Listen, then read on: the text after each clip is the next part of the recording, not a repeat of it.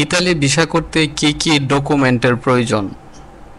প্রত্যেকটি দেশের ভিসা করতে বিভিন্ন ধরনের প্রয়োজনীয় ডকুমেন্টের দরকার হয়। সাধারণত ভিসার ধরন অনুযায়ী আলাদা আলাদা ডকুমেন্ট লেগে থাকে। আজকের এই ভিডিওতে আমরা আপনাদেরকে জানাবো ইতালি কাজের বিষয়ের প্রয়োজনীয় ডকুমেন্ট সম্পর্কে।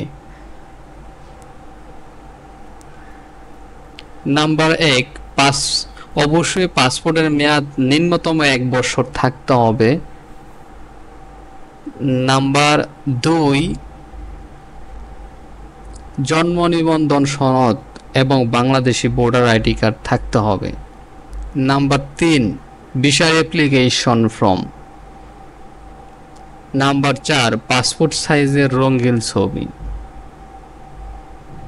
নাম্বার 5, কোভিড-19 ভ্যাকসিনের ফর্ম অথবা সার্টিফিকেট।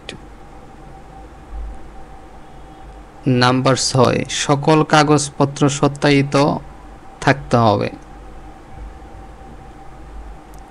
নাম্বার 7, সরকার থেকে স্বীকৃত দেওয়া মেডিকেল ফিটনেস সার্টিফিকেট থাকতে হবে। নাম্বার 8, স্পন্সরের এনআইডি কপি অবশ্যই লাগবে। Number 9, police clearance certificate. সম্পূর্ণ ভিডিও দেখার জন্য অসংখ্য ধন্যবাদ। যারা আমার চ্যানেলটি এখনো সাবস্ক্রাইব করেনি অবশ্যই সাবস্ক্রাইব করে পাশে থাকুন।